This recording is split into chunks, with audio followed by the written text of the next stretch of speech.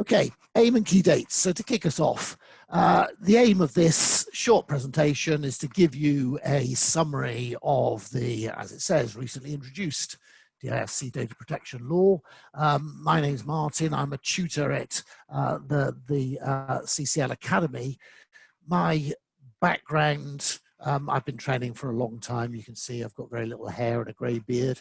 I, in particular, over the past 3 years or so, I've been doing quite a lot of teaching on data protection, in particular around the GDPR, which we'll say more about as we go through this presentation. But the GDPR is the EU General Data Protection Regulation, and that's been the inspiration, I think it's fair to say, for what has just been introduced in the DIFC.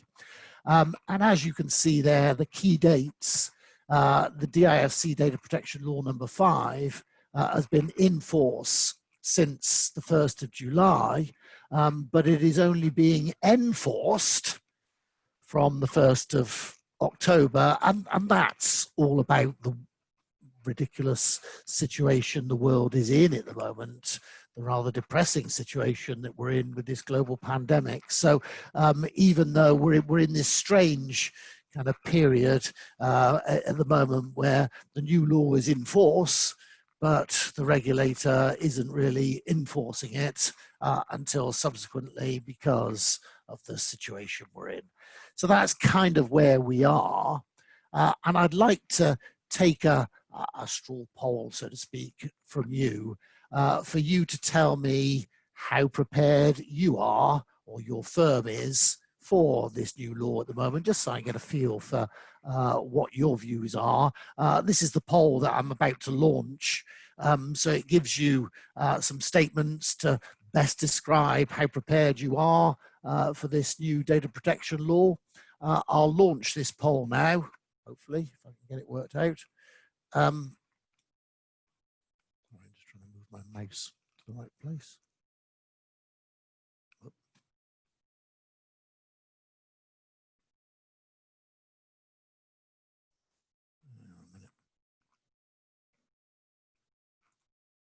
Bit of a technical glitch here, trying to get to my poll.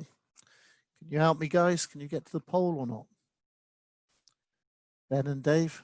Let me have a look here. I think I probably can. If you can get to the poll and launch that one, launch the first one for me. I've just launched it. Fantastic. So you should see the first poll in front of you, the extent of preparedness. And if you could just, please feel free to be honest. I mean, this is an anonymous poll. So you are not being recorded in terms of how prepared or otherwise you are. So are you fully implemented? Are you fully prepared but not yet implemented? Are you in preparation stage? Are you not yet started? At the moment, I've got sort of 11 responses or so. I'll give it another moment or two. Okay, I think that'll do. If you could end the poll for me, Ben, and then share the results, that'd be great. So there we can all see, hopefully you can all see that most of you are in the preparation stage, which is fine given the circumstances. Wouldn't be so fine if it weren't for the pandemic and the slowdown, but obviously you have got until October to get this sorted out, and hopefully that will enable me to tailor my chat as we go through to the situation you're in, and reflect the fact that you're prepared but not quite there. For the one of you that is fully implemented, I apologize. Hopefully this will reinforce what you have done. And for the one of you that is fully prepared but not yet implemented, I hope this presentation will similarly be useful for you. And certainly the two of you have got the ability to sort of ask questions at the end as well. So that's great. Ben, if you could close that one down, that'd be good. So I now know how prepared or otherwise you are. What you should see in front of you now is a slide that talks about key points. So I think I've already said it to you really, that the inspiration for this DIFC data protection law is very much the General Data Protection Regulation, the GDPR, which was introduced in the EU a couple of years ago, but obviously essentially only applies in the EU. Clearly it doesn't apply in other parts of the world, except to the extent they're playing around with EU data subjects, personal data. So it does draw heavily on the way the GDPR works, and the principles within the GDPR are very much within the principles of the Data Protection Law number 5. It also talks about how it draws, or has, the DIFC has talked about how it draws on the Californian Consumer Protection Act, which is the CCPA, which is referred to you at the top there. Really, the CCPA is largely a lighter version of the GDPR as well. So I think most obviously and most clearly, this law is replicating most of the key things that are laid down in the GDPR and putting that in place in the DIFC.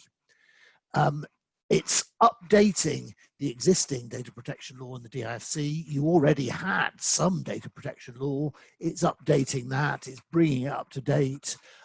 It's reflecting the global, if you like, best practice of the GDPR.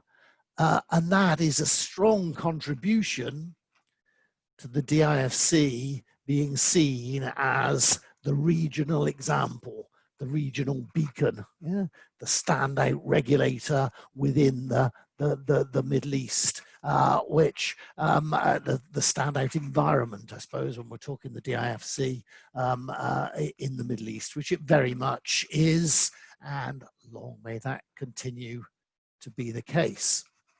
Now, that I hope has covered the first 3 of those key points, that this is very much drawing on international best practice, and therefore is making the DIFC incorporate that international best practice, which is a good thing. Now, who does it apply to? Well, in essence, and I think this will be the case for all of you who are on the call, it applies to DIFC incorporated entities, because I presume what I can see is that most of you are employed within DIFC incorporated entities. And if you are controlling or processing personal data, then it affects you. Now, we'll say a little bit more about what personal data is and what controlling or processing is. In terms of controlling, it really means you're the decision maker as to what is done with this personal data that you're holding, data about individuals. If you are purely processing, you might be purely processing on behalf of another controller. And if you are either controlling or processing or doing both, then it applies to you. Now, I think all of you will be controlling and processing personal data at a minimum. If you think of your HR activities, for example, within HR, you hold personal data about your employees. You hold details about their bank accounts and their addresses and various personal information about them. And clearly you are therefore holding personal data, data about an identifiable individual, which the law typically refers to as a data subject. And you are processing that because you presumably are making a payment every month for their salary and the like. You may also be dealing with visa issues and things like that with them, which will incorporate, again, personal data.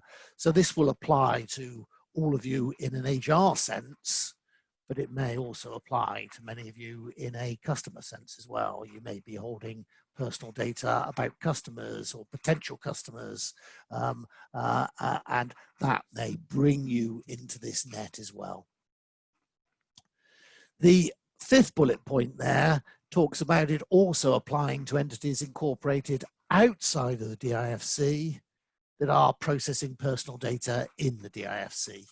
Now, I don't know that that in particular will apply to you, but if, for example, you were running, I don't know, some sort of retail operation, you were incorporated outside the DIFC, and you were processing personal data about your customers that are customers within the DIFC, then that would bring you into the net. But I don't think that's significant to any of you. The penultimate point on this slide talks about it does apply to DIFC bodies. So the most obvious is perhaps the DFSA. This does apply to the DFSA. So the DFSA does have to follow the Data Protection Law number 5. So they're not unusual in that sense. However, they do have special dispensations to do their job, which is obviously maybe investigatory and the like. So they do have a bit more flexibility than most about the reasons for perhaps processing personal data in a sort of disciplinary sense for legal reasons. The final point there is this dispensation regarding personal use. Now, all of us, presumably, we all have friends, and we have mobile phones, and we keep details that relate to our friends on our mobile phones, and of course the sort of details we keep about our friends amount to sort of personal data. So if you've got data about an identifiable individual, and it may only be their mobile phone number, and you're keeping that and you're using it from time to time, then you could present the case that you are processing and controlling personal data. But to the extent you're doing that for your personal use, so that if there's no business purpose to it, then the law doesn't apply. So it's a kind of common sense dispensation that says if you are processing, controlling personal data, but it's only for your personal use, and it does not incorporate any business use, then the law recognizes that could be a problem and therefore says, well, that's outside our net. Yeah? So I hope that makes sense so far. So that's drawn on a number of key points. We know the inspiration is the GDPR. We know it's bringing the DIFC up to sort of international best practice. And we know it applies to those controlling and those processing personal data, which is data relating to an identifiable data subject. Yeah. Okay, so I've reinforced a few points there to just kind of set you up for the second poll, which brings in a couple of words that might be quite a challenge, or a challenge to me to even say a couple of them, as you'll see in a moment. So I'll click on to the next slide, and hopefully while I'm reading this through, Ben, perhaps you could launch the second poll for me. So this tells you, or this asks you, it tells you the law applies to, as we know, this sort of processing and controlling personal data.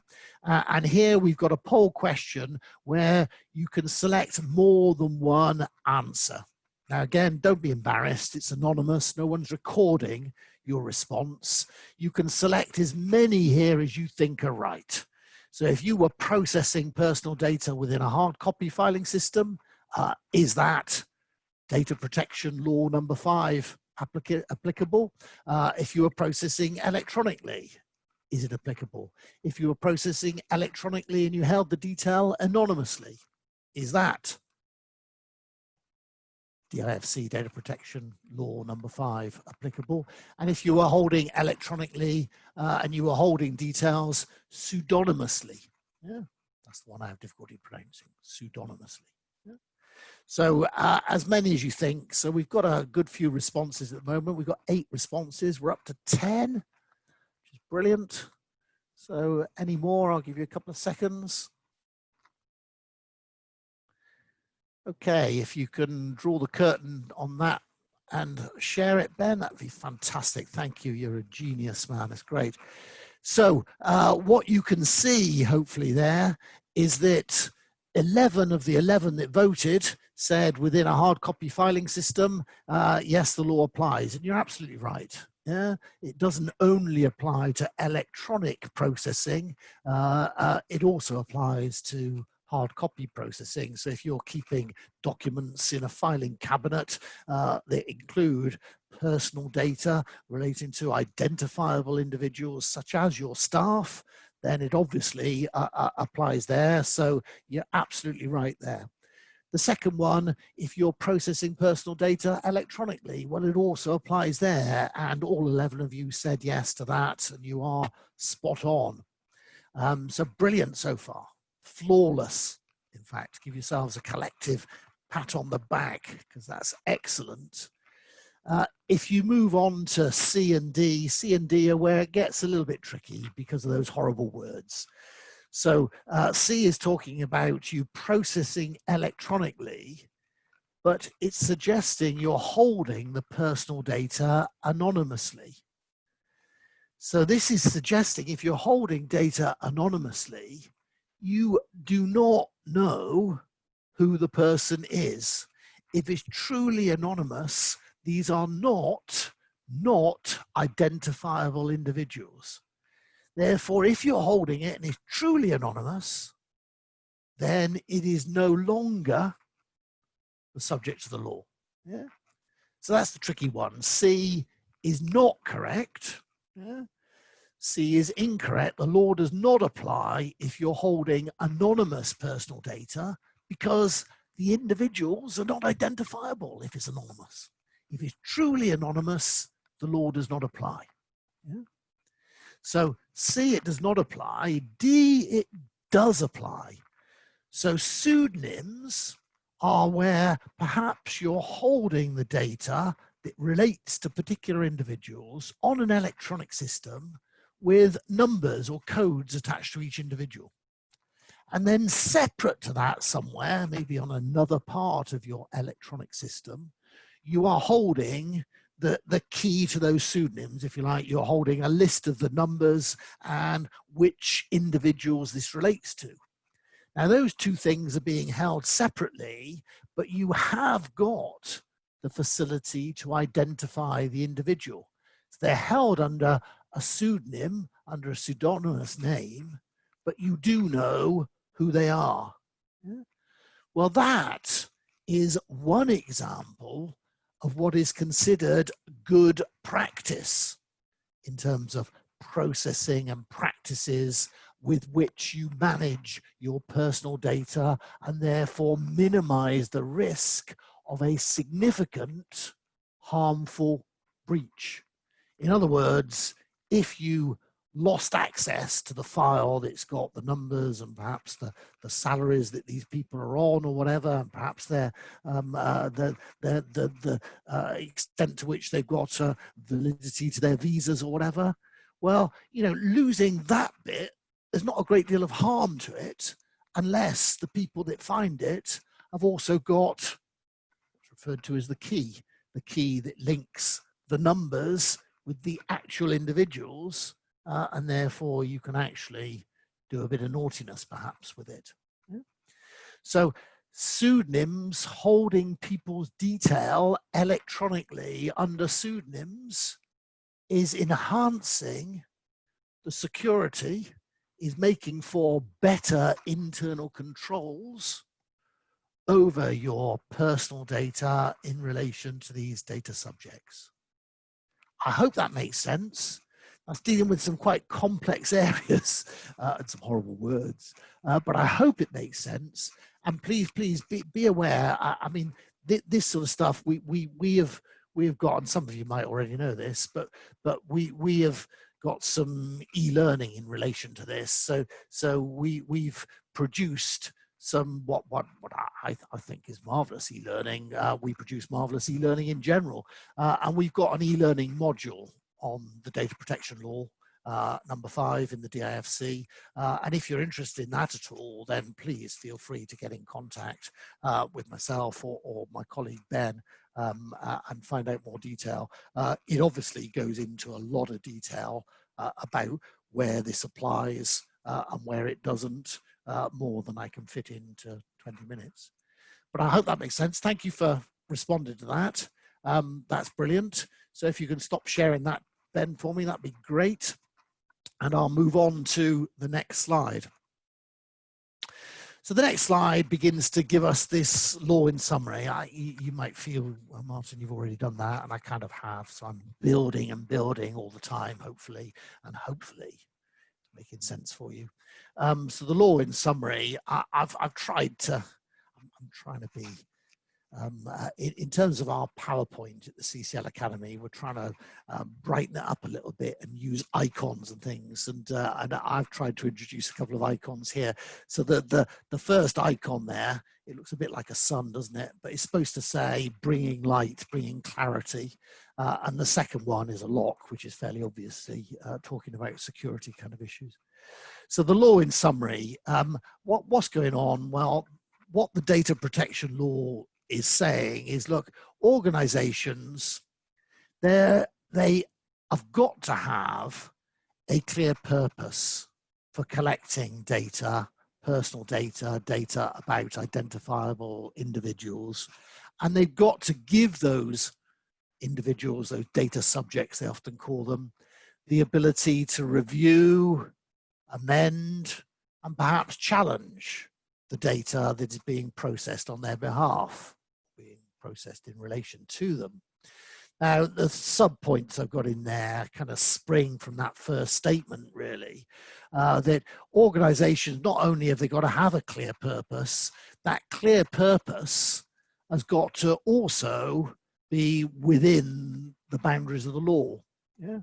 So they've got to be legally able, they've got to have a lawful basis for controlling and or processing that personal data.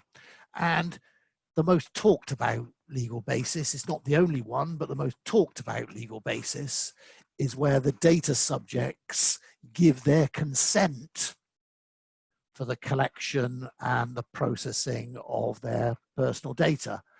And one of the big things that the GDPR and therefore this law reflects is the way firms go about gaining consent.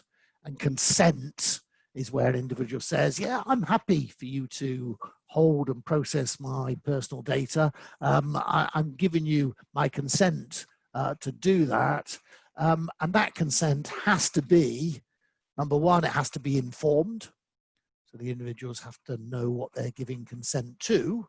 Yeah. So that would suggest you've got to tell them what you want the data for. You know, and number two, the consent has to be freely given. Yeah. So you are not allowed to gain consent by using sort of pre-populated ticked boxes or something like that. You know, people have got to legitimately give their consent. Yeah. For consent to be acceptable as a lawful basis for actually controlling and processing personal data. So lawful basis includes consent. Consent is perhaps the most noteworthy, most important of the lawful basis. There are a number of others, such as you know, sort of contractual responsibilities and areas like that. There's also one called legitimate interests. But if you want to know more, you obviously can research and develop more. But the key lawful basis I'm focusing on there is the individuals, the data subjects, giving their consent. Yeah? And that has to be freely given. Yeah? Data limitation is the second subpoint I've got there. You are not supposed to collect data that is more than you need. Yeah? So you've got a particular clear purpose. The bullet point, the major bullet point talks about having a clear purpose. And your data should be reflecting that clear purpose and shouldn't kind of go beyond that. Yeah? So you should limit your data to what is necessary to achieve your purpose, and obviously within that to meet the legal basis under which you are controlling and processing that data. furthermore, you shouldn't be holding it for longer than is necessary.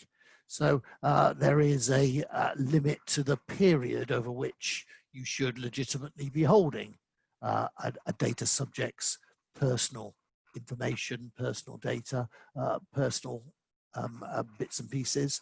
Obviously, if you've got employees, then you can clearly hold that while they're still employees. But if they leave your employment, then you shouldn't be holding it for much longer than that, should you? You should be getting rid of it within a reasonable period. So holding no longer than necessary. And the fourth aspect there touches upon the rights of the individuals. You can see the major bullet point says, or ends with, give individuals the ability to review, amend, and challenge the processing of their data. Well, in order for them to review it, you've got to give them access to it. So individuals can and may ask you, are you holding data about me? And you've got to provide them with the data you're holding if you are holding any. So they have got the right to seek information about the data that's being held and get details of that information and assess whether it's still valid or whatever. So subject access requests, you've got to adhere to those within a reasonable time scale, and you've got to adhere to those without charging the individuals any money for gaining access to their own data. You've got to let them have that data. So you need some sort of process to deal with that as well. Now, that's the law in summary. I hope that begins to make sense. I'm going to add some more so-called noteworthy points, hopefully points of interest, on the next slide. But before we get there, the second major bullet there talks about security, and the icon with the lock relates to security, obviously. Organizations like your own, you have to implement security measures to protect this personal data from being stolen, misused, people gaining inappropriate access to it or whatever. And you've got to disclose security incidents. So if you have a breach, you've got to disclose it. I'll say more on that on the next slide. But the key point here is you have to have processes, procedures surrounding the personal data. You have to have your safety mechanisms, if you like, your security mechanisms in place. And you have got to be able to demonstrate that you are keeping that secure regardless of whether there's a breach or not. So it's not a case of, oh my goodness, I've breached things, they're going to come down on me. You've got to have demonstrable, you've got to be able to demonstrate that you have got adequate processes, procedures, security measures surrounding your personal data. And one of those, we've already touched upon it earlier, is this idea of pseudonyms, using pseudonyms. So keeping sort of certain data with number codes, for example, and those number codes in the individual's names that relates to being kept separately. So we've talked about that as being one aspect of security measures. I hope that makes sense. So on to the final slide, really, the final slide of note. This talks about additional noteworthy points, additional bits and pieces that I haven't touched upon as yet, and it's important that I do, because these are key aspects of the Data Protection Law number 5. So first of all, what particularly sets the DIFC up as being a beacon is not just that they are taking international best practice, but they are also being innovative with that international best practice, and they are facilitating technological developments. Now they talk a lot about blockchain and artificial intelligence, AI here, but within the law, there is a facility to enable blockchain, for example, to be utilized.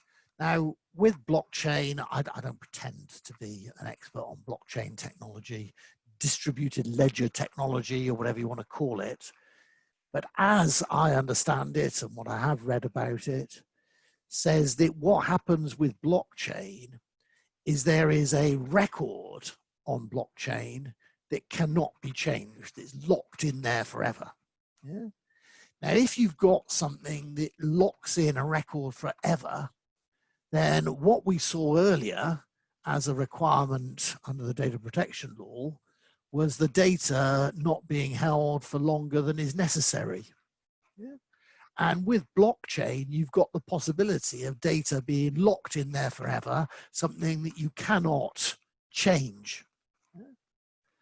Now, if people are getting involved in a business that's using blockchain technology and personal data is potentially being locked into that blockchain technology, then people have got to go in with their eyes open. They've got to know that. Yeah. So what they're saying within the law is if you're using these technological things that might make it difficult to meet the requirements of the law in general, then you've got to make that crystal clear to the individuals at the outset before their data gets locked on there. Yeah? So they've got to go in with their eyes open, knowing that that's what's going to happen. And that is an area that is not in the GDPR. It's not in the Californian Consumer Protection Act. So it is specific to the DIFC, and it is very much world leader, yeah, in that sense, which is lovely, which is great. Yeah? So you can yell it from the rafters, yeah, and get excited about that one. The second one, data protection by design and default. Now, this particularly applies to what we'll come on to in a moment, which is high-risk processing activities, but it does apply in general. What you should be doing as a firm, and frankly, you should always have been doing this anyway, ever since data protection was in the law at all, but you should, when you're designing new processes, when you're thinking about how you're going to interact with your customers, how you're going to perhaps sell more of your product or whatever, data protection has to be one of the things you think about. Yeah? So it's got to be in the design of your processes, your procedures, from sort of, they say in the States, soup to nuts, which is the beginning of the meal to the end of the meal, you know. So data protection has got to be in there somewhere. It's got to be in your consideration. And of course, the regulators will want to see that.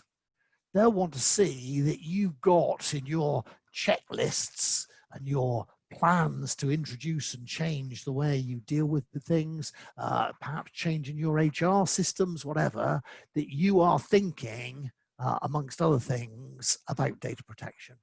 So it's in there. They call it rather grandly data protection by design and default, but it's saying you consider it at the outset. It's important to you. Yeah? And the regulators will want to see that's the case, in particular the DFSA. High-risk processing activities is the third one up there. Now, some of you will perhaps know something about this. I would be surprised, honestly, if many of you, if any of you, are involved in high-risk processing activities. But in the law, there are 4 different high-risk processing activities. One of them is the first point we did there, facilitating technical development. So if you're using blockchain and personal data is being locked on blockchain, then you are by definition involved in high-risk processing activities. What high-risk processing activities are in a nutshell is where obviously the personal data that you're holding places your data subjects and perhaps large quantities of data subjects at enhanced level of risk if there's a breach, yeah? If something goes wrong. Yeah? So if you are using blockchain technology, then you are deemed to be high-risk processing. If you've got thousands of customers and you're holding data about them, you are high risk processing, if there's a material risk of loss and a material risk of them being hurt by a breach, then you are high risk processing. If you're using lots of automated decision making, you're high risk processing. If you are holding material amounts of what they call special categories of personal data. Now, a special category is what the GDPR refers to as sensitive data. So sensitive data is the sort of stuff that can make a big difference. And the most obvious is perhaps health data.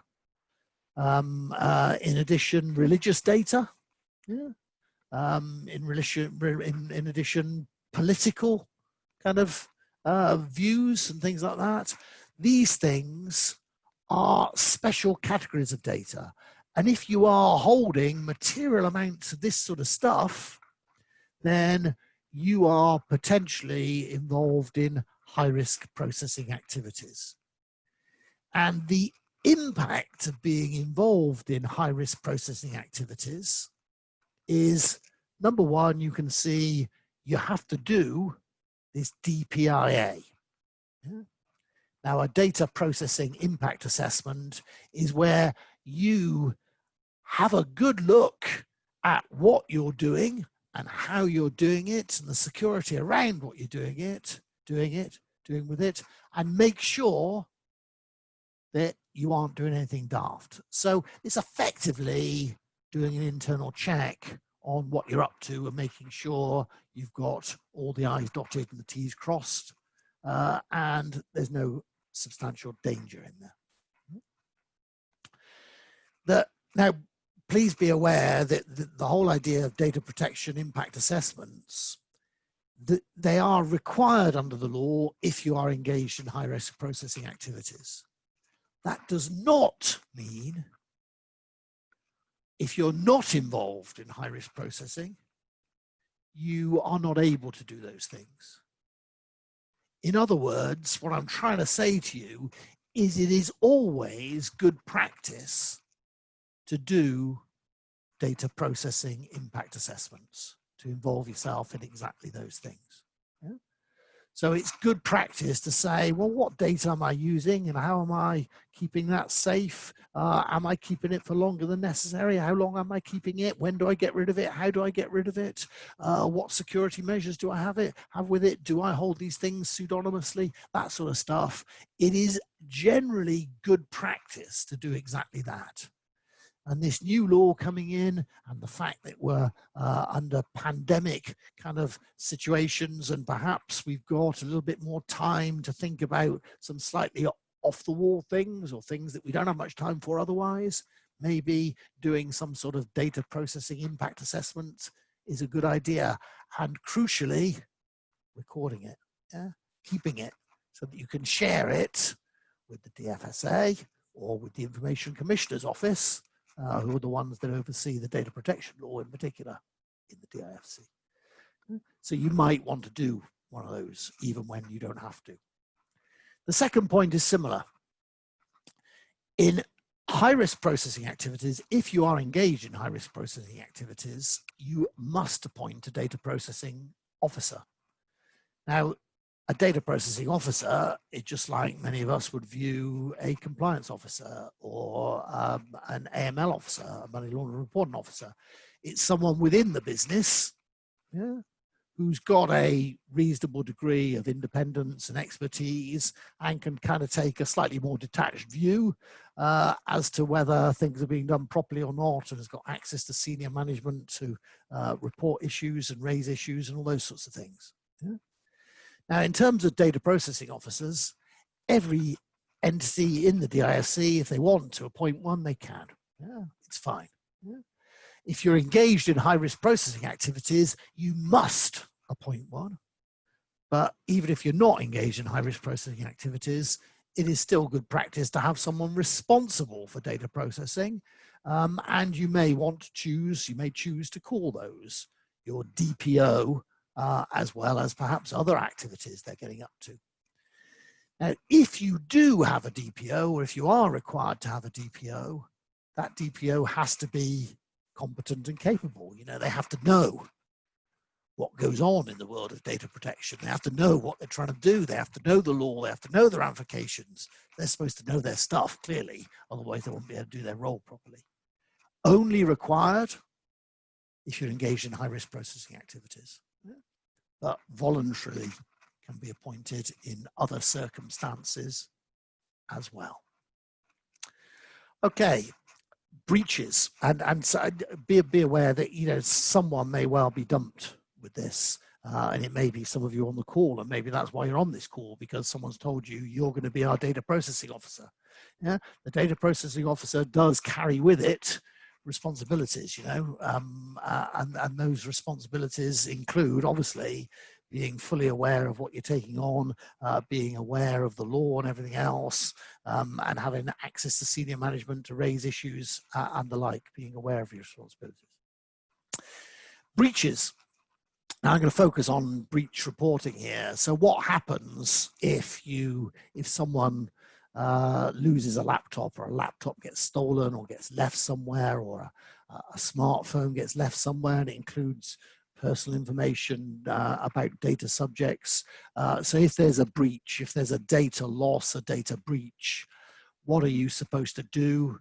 Well, number one, you're supposed to report it to the Information Commissioner's Office. Yeah? So if you have a breach, you're supposed to report it. Now, it may well mean that you end up being fined, yeah, for a failing, but that doesn't stop you from reporting it. If you don't report it, then when they do, if they do find out, you'll get fined that much more. Yeah. But if you have a data breach, you've got to report it. Yeah. Now, there may be more reporting than that required. If it's significant, you might have to report it to the data subjects as well. But breaches need to be reported, and the reporting is the Information Commissioner's Office. Down the bottom there, international transfers and binding corporate rules. There is, and it's fairly obvious, I suppose, if you've got these high standards existing in the DIFC, and you've got high standards existing in the European Union, and you've got high standards existing in California, that leaves lots of other places around the world that might not have very high standards. And if you are taking personal data and providing it to other persons, other organizations without similar standards, that can be an issue. So there are lots of rules surrounding international transfers and potential transfers to jurisdictions with weak data protection law, and therefore that is largely inappropriate. Okay. Now that's all I'll say about that for the moment, because I think I've talked quite a lot. I hope that all makes sense. Sam, hello. I saw a video there, which is lovely. I hope that makes sense. So I will draw what I was going to say to a close and open myself up to questions, really.